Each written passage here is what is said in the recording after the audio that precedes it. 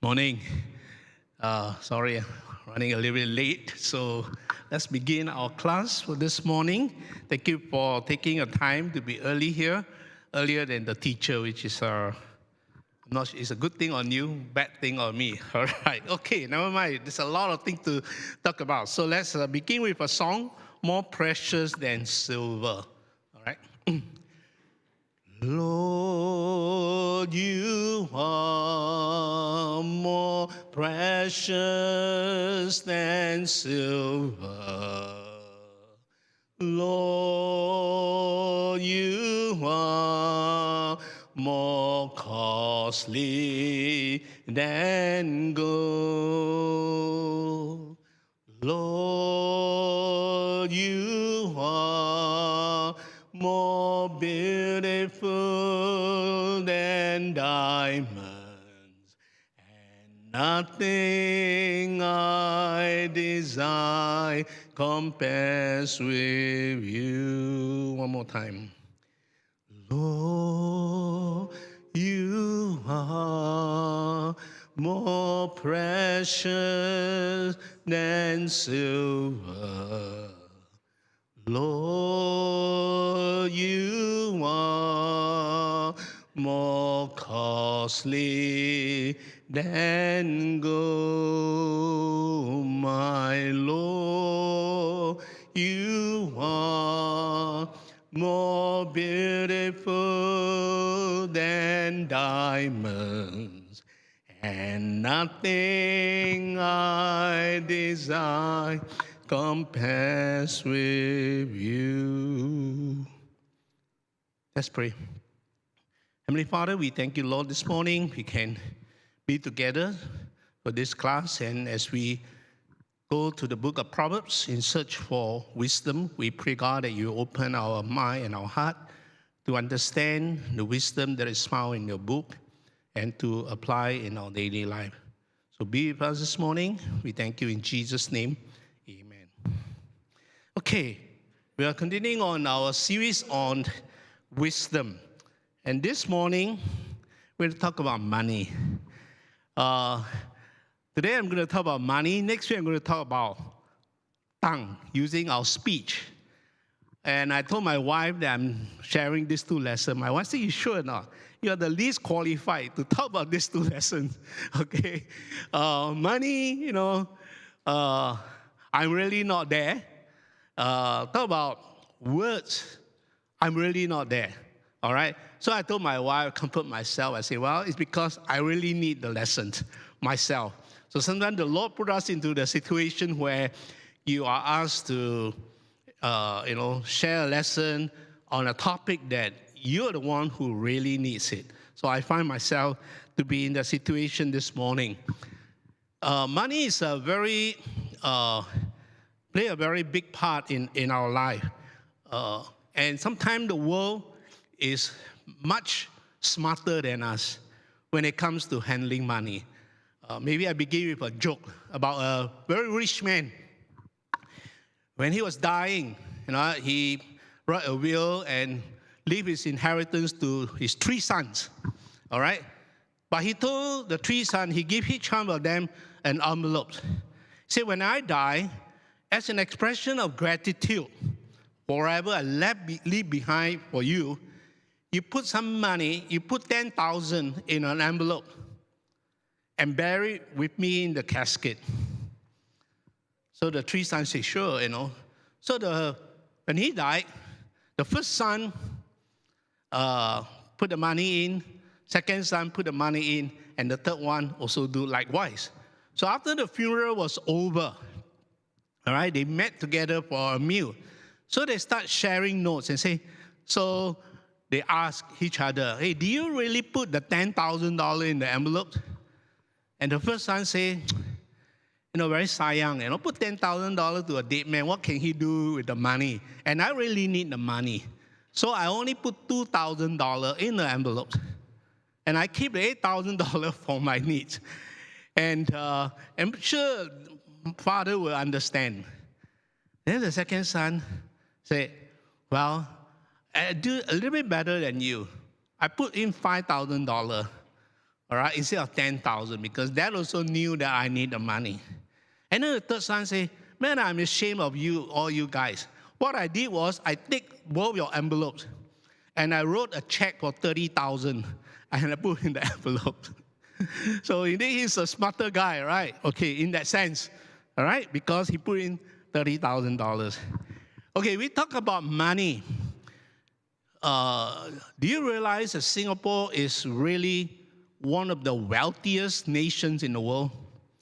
In fact, according to survey, we are the fourth wealthiest nation in the world. We are even ahead of countries like Switzerland and many countries in Europe.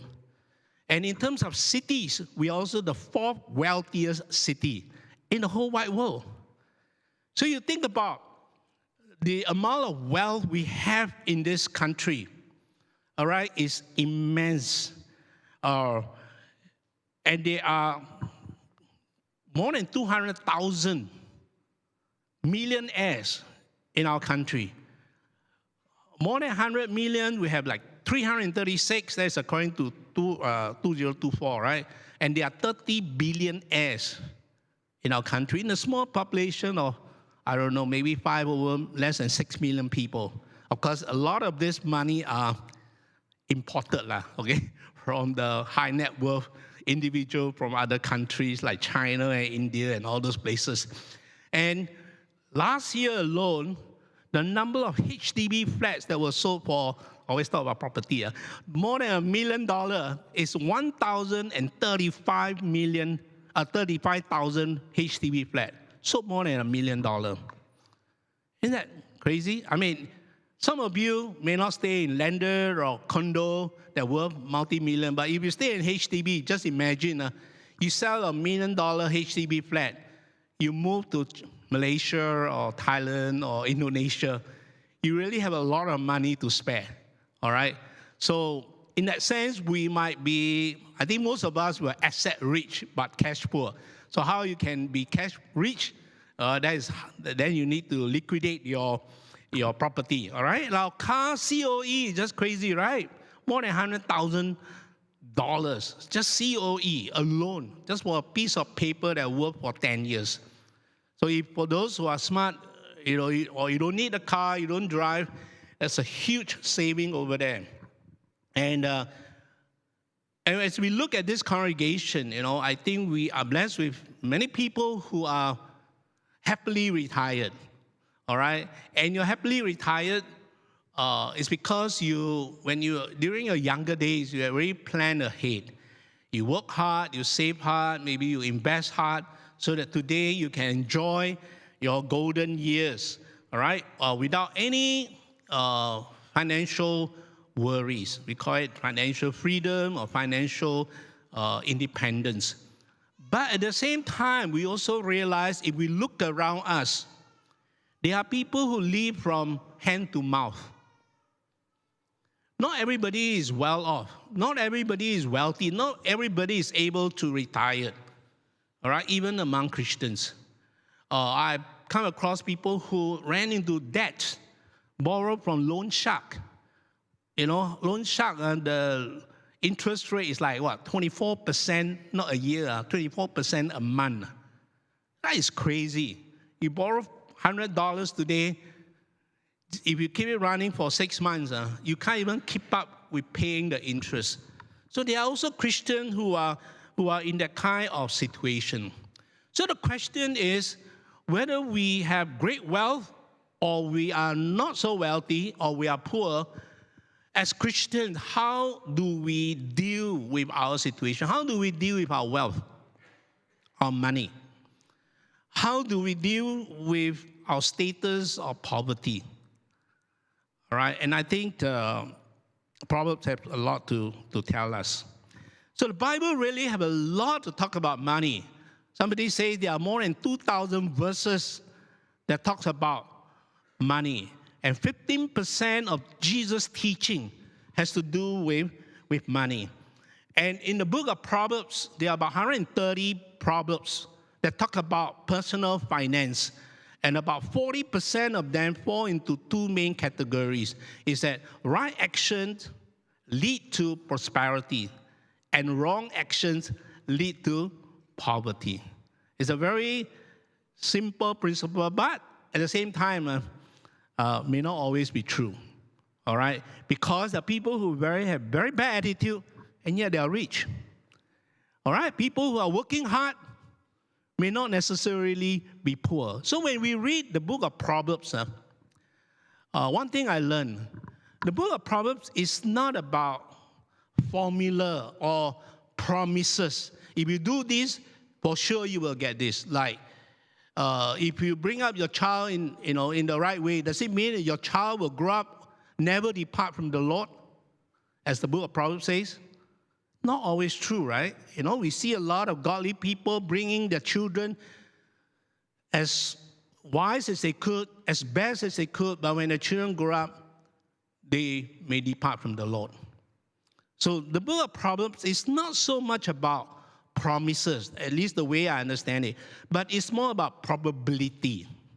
If you do this, the higher probability it will bring about this result. So Proverbs, when we read it, we need to read it with the right set of mind. So there are two extreme views of wealth today.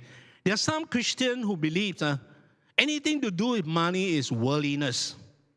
So they don't believe in saving, they don't believe in investment, they don't believe in getting rich or being ambitious. So it's one extreme view of wealth. All right? Another extreme view of wealth is if you are faithful to God, if you are righteous before God, God will bless you with good wealth. So if you are not rich, then something is wrong with your faith. I mean, you don't walk right with God, you don't do the right things before God. That's why you are not where you should be. So if you are rich, that means it's a sign of God's divine favor. So this is another extreme view. There is the gospel of wealth and health. All right? I'd like to begin with this verse in Proverbs 30, verse 7 to 9, where it says, "Two things I ask of you. Deny them not to me before I die. Remove far from me falsehood and lying. Give me neither poverty nor riches. Feed me with the food that is needful for me. Lest I be full and deny you and say, who is the Lord? Or lest I be full and steal and profane the name of my God." So the writer of this Proverbs is very interesting. God, don't make me too rich, because if I'm too rich, maybe I'm so full of myself and I don't really need God. At the same time, it doesn't mean that poverty is always good, because people who are poor is always thinking about money, is always tempted, Poor and rich can be both tempted, but in different ways. All right? So don't make me too poor that every day I'm worrying about where I'm going to get my next meal, how am I going to feed my family. And so his mind is always thinking about fulfilling his needs. And then he may even curse and blame God. God, why did you put me into this kind of situation? And then he starts questioning his faith. So I think the key here is it's not about poor or rich. It's how do we handle our wealth and how do we handle our poverty. And at the end of the day is our faith in God is really the key. Whether we are wealthy, there's nothing wrong with being wealthy as long as we don't deny the Lord. And there's nothing wrong with being poor in a sense, at least in the side of the world, as long as we don't blame God and curse God for the state of life that we are in. All right? So I think that's the thing. Chinese very interesting, right? Say, 钱不是万能，但是没有钱呢是万万不能。All right? Money is not everything, but without money, you can't do anything. All right? I think that is so true. So we cannot say money is not important. Money plays a very important part of our life. You think about your life, all of us, pretty much all of us, especially men, we spend how many years of working life? From the time maybe you graduate from university in your 20s, and if you are lucky enough, you retire at 55, you work for maybe like a good 30 years, some like me still working, in my 60s, still have to work, all right? So I've been working pretty much all my life, 40, 50 years. And why do we work? It's because we need money for our daily needs, to support our family, to provide education for our children, so on and so forth, even to support our parents, all right? So money plays a very important part of our life. So I think the right attitude towards money is very, very important, all right? Proverbs 10, verse 15 says, a rich man's wealth is his strong city. The poverty of the poor is their ruin. If you are rich people who are wealthy definitely can do a lot of things. For sure, they have a lot of friends, all right? Or people want to be your friends, all right, if you are wealthy. So wealth is like a strong, fortified city to a rich man, all right? But for a poor man, it's to their ruin. So it's very practical, indeed, very true in the real world, all right? People who are poor are normally exploited, all right? They are pushed around in a disadvantageous manner. People are making use of the poor because they knew that they need the money, all right? So the rich, not careful, they can fall into that kind of situation. At the same time, Proverbs 23, verse 4 to 5 reminds us the insecurity of wealth. Wealth can come and go, all right? So that's why he says, do not toil to acquire wealth. Be discerning enough to desist. When your eyes light on it, it is gone. For suddenly it sprout wings, flying like an eagle towards heaven. We know that recently, the fire in LA is a very good example. All right? More than $100 billion worth of houses just burned in a couple of days. The wealthiest neighborhood, one of the wealthiest neighborhoods in the US, totally destroyed. Just like that. All right? Money can fly away like an eagle towards the heaven. And we know that Singapore is not spared, right? Like financial crisis. One good example is 2008. A lot of people lost a lot of money. I reminded of a sister. She had like 3 properties. Back in those days, a lot of people, because it's not regulated by IRAS or MAS, so people, very easy, you have 10%, you buy a $1 million property, you just put 10%, you can borrow 90% from the bank. All right? All you need is 100,000. You have another 100,000, you put in for deposit for another $1 million property, you borrow another 90%, you borrow 90%, so you only need 30%, all right? You can buy 3 properties. So a lot of people are highly leveraged. Of course, there's a danger. So which happened during the financial crisis. Suddenly, because of the Lehman Brothers, the crisis, value of the property all drop like crazy, right? So what do the bank do? The bank go after you, all right? If now it's like worth 50% from the time that you paid. So you have to make up the difference. So you're going to make up a difference for 3 properties. So it can be millions of dollars. So not everybody, because they're highly leveraged, they buy not with money they have. They bought with money they don't have. They're counting on the bank's money to put in, and hopefully to collect rental, and hopefully the property will appreciate, and then they can cash out and make a bundle of money. So during the good old days, a lot of people, they become rich like that. All right? But because of that crisis, this sister lost everything she had. And because she could not pay back the bank, what happened?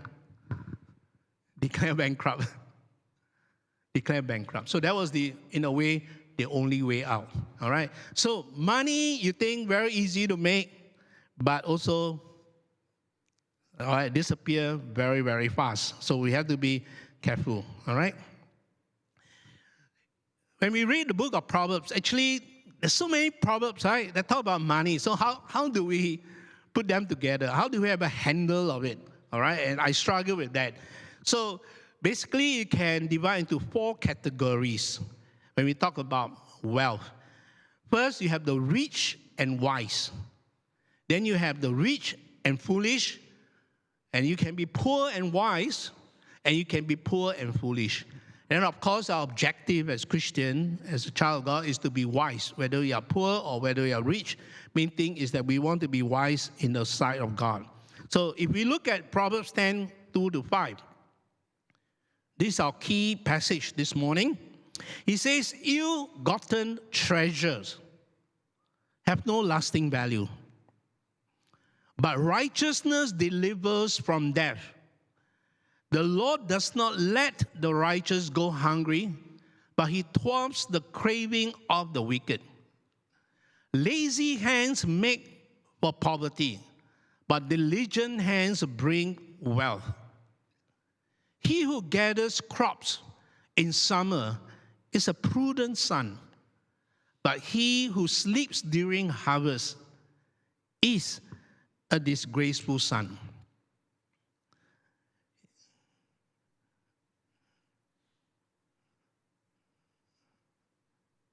Sorry.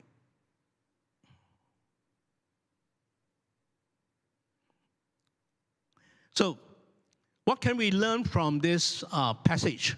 All right, back to the 4 categories that we talked about. So this is what I think. All right. He says, ill-gotten treasures have no lasting values, but righteousness delivers from death. So the first, now these 2, of course, is a contrast, right? One who use unethical means to accumulate wealth, to acquire wealth. So, but they are acquiring something that is fleeting, no lasting value. So I would say this is a rich person, but he's foolish at the same time. All right, foolish, why? Wrong means and go for things that do not last. Then in contrast, the righteous will be delivered from death. So death means, if you contrast with lasting value, one is doesn't last, one lasts. All right, death in contrast is eternity. Go for something that is eternal. So the righteous, I would say, could be a rich and wise. He's rich and wise because, in contrast to the first group of people, he go by the right means, the honest way. All right. At the same time, he goes for what is lasting. So he is rich and wise, but he could also be poor and wise because he didn't want to do what is wrong, but in the process, he may lose out on opportunities, on opportunity to acquire money. All right? So he is wise in that sense because he looked for something that is eternal. Verse 3 says that the Lord does not let the righteous go hungry, but he thwarts the craving of the wicked. Now, in real life, sometimes I wonder, is it always true that the righteous will never go hungry? I think if you look around us, there are people who are righteous, but they're hungry. They're in deep needs. But again, back to what we say, we're talking about probability, all right, instead of promises. But the key here is, why is this person go hungry? Why does the righteous go hungry? Because he probably make a choice. He make a choice to do what is right, and he rather suffer loss. And because of this, God promised that he will provide for this person, all right? So he is a poor, but he is wise. That's why the Lord bless him. It may not be physical blessing, but for sure it'll be a spiritual blessing because he has a clear conscience. He could sleep well because he knew he have a clear conscience towards God. All right, so he's a wise person in that sense. But he thwarts the craving of the wicked. So this is, again, the rich and foolish. So always wanting to have more, but in the end, his plan may be void. Verse 4, the lazy hand makes for poverty. Again, is it always true? Okay, something for us to think about. But diligent hands bring wealth. But the probability is high. If you are lazy, what happened? Poor lah. You always stay at home, don't work. All right? So you expect money to drop from the sky. It doesn't happen that way. All right? Or you are not ambitious. You just, just to get by, then you will never be rich. All right? So lazy hand make for poverty. Very true.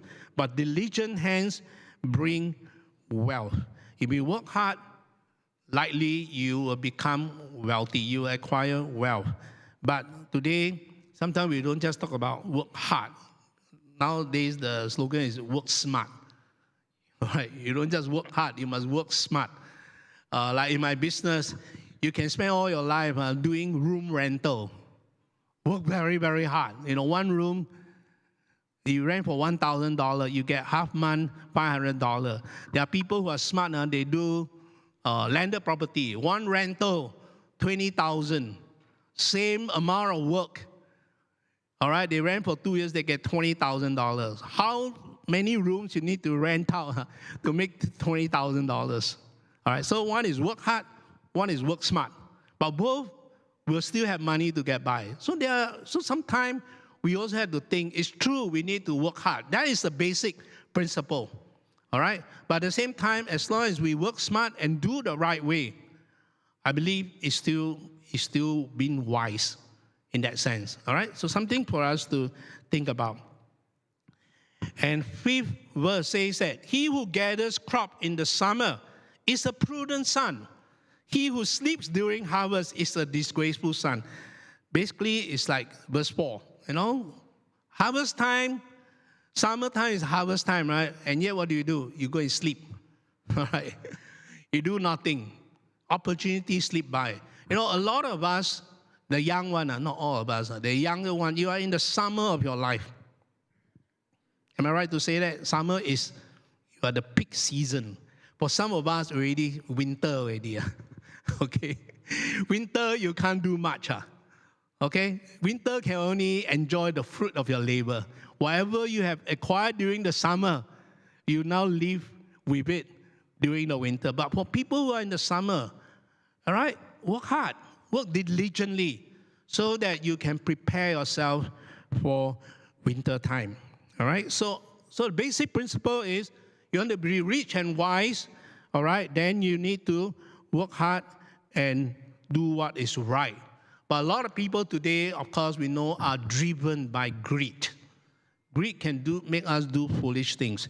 And we look for things that are of no lasting value. So Proverbs 21 verse 6 reminded us, the getting of treasures by a lying tongue is a fleeting vapor and a snare of death. The word vapor very much used in the book of Ecclesiastes and oftentimes translated as vanity. Whatever you have in this world under the sun, it can evaporate like a vapor. All right? No lasting value. So if you do things to get what is temporary, may worth a lot of money, value, but you are doing something focusing on what is of no lasting value. When I sold properties and I sell HDB flats, the owner died in the house. So somebody come along and say, hey, anybody died in the house or not? People are very superstitious. Now, as an agent, would you tell the truth? Okay, so there was one year I sold 2 flats. Owner died in the house. One died for like a week. Nobody knew. So the whole place really stink. And they get a cleaner, really need to use chemical or whatever to clean up the whole place. All right? So, as an honest agent, if people ask, you don't ask, I don't say lah. If you ask me, I have to say because I know what is the real situation. So I remember there was this flat in Toa Payoh. Somebody came. Anybody die in the house? I said, yes. He didn't even step into the house. He walked away. I said, no, thank you. Okay? So I said, I'm very worried. I said, I will never get to sell this place. If everybody asks me the same question, if I try to speak the truth, I will never sell this place. Then there was this man. He sold his place. He he really needs the money. He didn't have much budget. So I told him, he didn't ask me. I said, hey, somebody died in this house. He said, doesn't matter. As long as the price is right, I can afford it, I will buy it. So he bought the place. All right, and he did everything himself. He ran the room, so he get very good return. All right, so I have a choice to tell the truth or not to tell the truth. All right, if I were to lie, I may sell the place at a good value very fast, but in the end, I may not sleep well. Okay, so the poor and foolish, lazy, doesn't plan, and oftentimes look for instant gains, like hoping, win Toto. Christian, I ever know Christian who buy Toto. Right? Don't be surprised. All right? Because they want to be rich instantly. Or maybe they hope their rich relative will die and leave some huge sum of money for them. All right? So looking for instant gain instead of working for what they have. But the rich and wise work hard, work right, ethical, plan for the future, and save for the future. And many of you are enjoying that fruit of the labor right now. Sorry, today's lesson is going to be very long. Okay, so very little time for discussion. Sorry about that. Anyway, Proverbs 6, verse 6 to 8. Proverbs, imagine, asks us to learn from an insect, from the animal kingdom. How? He says, you go to the ant. You learn from the ants. What do the ant do? Consider its ways and be wise. It have no commander, no overseer or ruler, yet it stores its provision in summer and gather its food at harvest. Because winter time, how are you going to find food? So they are so wise. Natural instinct planted by God, all right? So they work hard during the summer. They gather their crops for the winter. Like I say, for many of you who are in the summer of your life, all right, you need to plan. I don't believe as Christian, some people say, as long as you have faith, God will provide for you. You don't have to plan for the future. Some of you may think the same way, all right? But my view is God does give us a responsibility. Because people will think, well, I grow old, I don't have money, it's okay, the church will help me. Yeah, when you are genuinely in need, yes, the church will help you. But why would you want to put yourself to become a burden on other people if you have a choice now to avoid the situation? All right? So if you don't plan for the future, you may suffer in the future. So even the ants know how to plan for the winter time. So I believe in financial planning. I believe in retirement planning. All right? And I wish when I was younger, I spent more attention to my financial planning. So today I can live more comfortably and I can do more things. But because I didn't have the means, I didn't have the time to plan, all right, for my future. So today I still got to work hard. It's okay as long as God still give me the ability to work, all right? It's okay because the Lord will still bless us in a different way, all right? So plan to fail is planning, fail to plan is plan to fail, all right, which is so true, all right? Okay, at the same time, there are people who believe in wealth that gain hastily, quick wealth, instant, quick fix, get rich scheme. Very dangerous, all right? Today, people are driven by greed, right? I remember quite some time ago, there was this sister say, hey, there's a scheme, you invest in gold. They give you something like 12% return, you just put in a certain amount of money, every month they give you 12% return, Sounds very good, right? All you need is like $10,000. You put $10,000, every month you get $1,200 extra. You put $100,000, you get $12,000. Sounds very good. And I didn't know anything about this scheme. And first thing came to my mind, anything that is too good to be true, usually it's not true. Turned out, he was right. I was right. Because not long after, it was something like a Ponzi scheme. You know what I mean? They get people park in the money. They use whatever money to pay off for the people who bring in the money earlier. But it can only last so long, all right? Until everybody want to cash out the money, then they get into trouble, all right? So that's how the whole business was folded. So money, easy come, easy go. If you think that, okay, hastily you get it by inheritance, I tell you, Chinese saying what? Well, don't go past the third generation, right? It doesn't go past the third generation because you think you have a lot of money, you never work for it. So you just spend. And then before you know it, all your money will be gone. So sometimes parents these days, they set up trust. You only get this money when you reach a certain stage of your life. So at least to some degree, kind of a control, all right? So something to think about. But, okay, I think we're going to skip. Sorry. The poor and wise, they choose not to enrich themselves through wrong means. And there are many proverbs that use the word better than. If you do this, it's better than that. For example, 16 verse 8, better is a little with righteousness than great revenues with injustice. It speaks for itself, all right? 26 verse 6, better is a poor man who walks in his integrity than the rich man who is crooked in his ways. 15, 16 to 17, better is a little with the fear of the Lord than great treasure and trouble with it. Better is a dinner of herbs where love is than a fattened ox and hatred with it.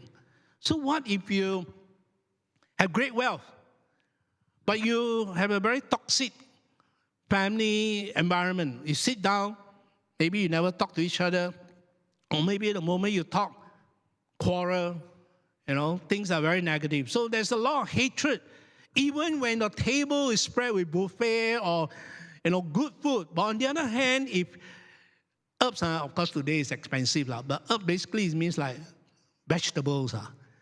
Chinese we say jia chao. Okay, you got no money, you eat grass. So you eat grass means it's a sign of poverty. But it's okay if you eat grass, there's a lot of love. So I think here is a principle to me is sometimes we can work very, very hard. And we always think, if I work hard and make more money, I'm doing for the benefit, to provide a better life for my family, right? But what is the cost of it? When you work very hard without time for your family, your children especially, or your spouse, it's going to create problems. So I think at the end of the day is, to me, I believe it gives a hint of like a work-life balance. You need to work hard, but at the same time, you need to balance with the right priorities in life. A lot of people I heard these days is that when they grow older, they always think, I really regret that when my younger days, I didn't spend as much time with my children. I wish if I can unwind the clock, I will spend more time with my children. I'll spend more time with my wife. All right? But when your children grow up, there's a short window, right? You miss that window, you miss it. All right? When they grow up, even you want to spend time with them, they say, sorry, I got no time for you. All right? They would rather spend time with their friends than you. So I think we need to think about working hard. At the same time, there must be some kind of a work-life balance. All right? Have the right focus. How about debt? Can we get ourselves into debt? The rich rule over the poor, and the borrower is a slave to the lender. I think quite true, right? If you borrow money from somebody, whether from the bank or anybody, you work yourself. You are a slave to your lender. But like it or not, in our world, we cannot live without debt. You borrow money to buy a car. Of course, car is questionable. Whether you need a car or not is another thing, all right? But for those people like me, I need a car. I don't have the money to pay up front. So I need to borrow money, all right, to buy a car. Almost all of us, when you buy a house, you need to borrow money from the bank, all right, to pay for the house. Otherwise, most of us cannot afford it. So in the sense, we need to borrow money for many. And some businessmen oftentimes have to borrow money. All right? They want to set up a company, set up a restaurant, a lot of money involved. So instead of forking out, even if they can afford it, a lot of time they will rather borrow because they believe the amount of interest they are paying, the money they save for not putting into the investment, they can get a higher return. So it's like what we say, borrowing people's money to make money. Okay, a lot of business people like that. They borrow money to make money, not because they can't afford to pay 100%, but why would I pay 100% if I'm borrowing at 3%, but the money I keep in my pocket, I can make 6%? Then it makes sense, right? But be careful, not everybody is so savvy.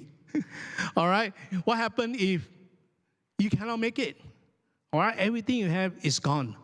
So don't come to me for investment help, advice. Some of you are much more qualified. But go to the right person, all right, if you really think about investment.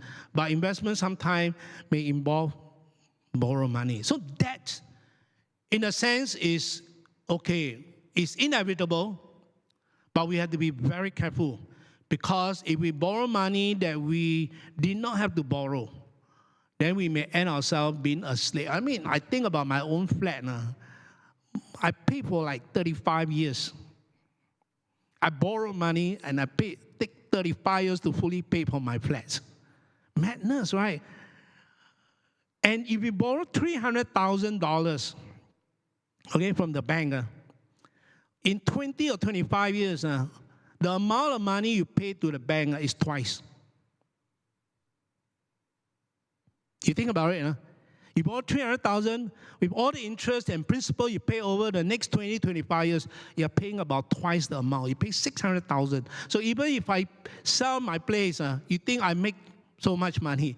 But actually all this money is, most part of it you are paying to the bank. So you are really at the mercy of the people that lend you the money. So anyway, something for us to think about. Okay. My last point here is, end of the day, is God Proverbs teaches us to be generous with our money. All right? Proverbs verse 11, 24 to 25 say, one gives freely, yet grows all the richer. Another withhold what he should give, and only suffer want. Whoever brings blessings will be enriched, and one who waters will himself be watered. Okay, look at the Message translation.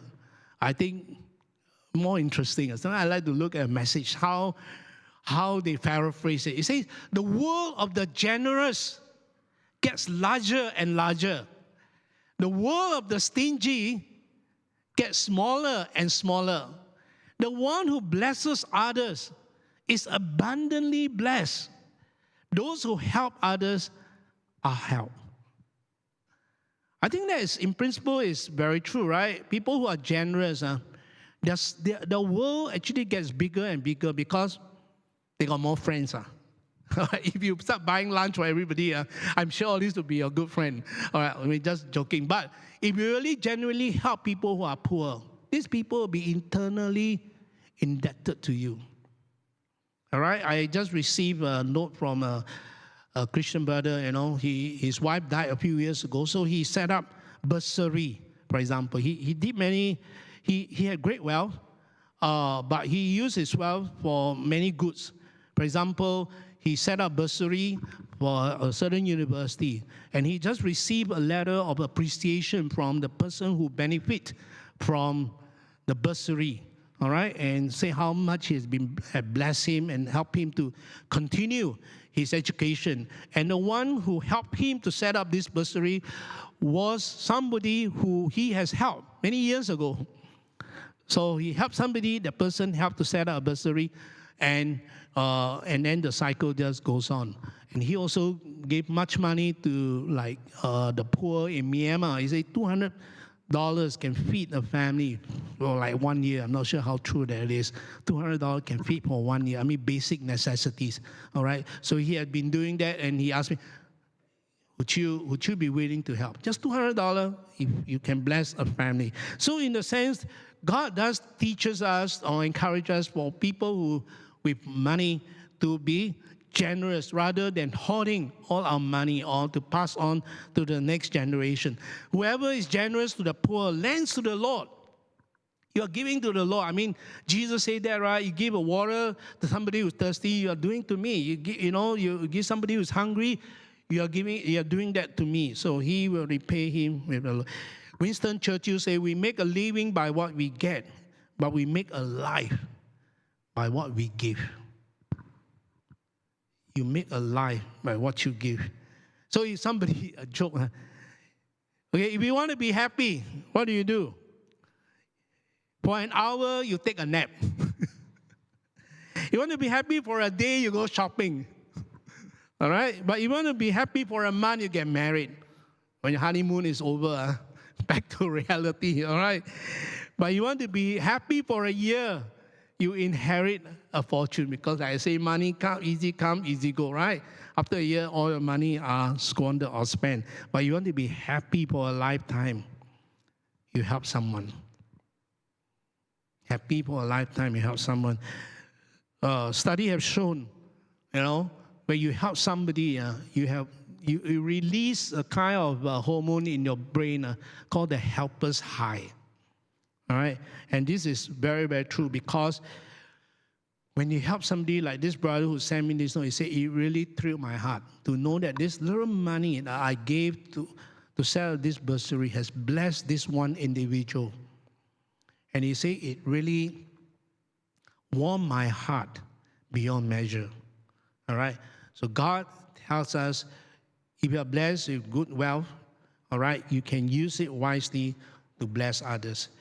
Okay, man, we only have 10 minutes left. What do we do? Sorry about that. So much to talk about. Okay, so I encourage you to sit in your own groups, all right, based on our previous grouping, all right? So can we sit in our own group? And, okay, we're going to skip part 2. We go straight into part 3. All right? So part 3, very simple. Share one aspect that you can be wiser with your money. Be specific. All right? Maybe your spending habits, your saving habits, maybe a problem with budgeting. All right? Maybe generosity. You think about, okay, how can I be generous? All right? Or work-life balance, or some of you who are younger, you think about financial or retirement planning, all right? So maybe you can go around and each of you share one aspect that you feel that God is speaking to you, that something you need to do to be wiser with your money, all right? Can we do that? Sorry, we have about 9 minutes. Thank you.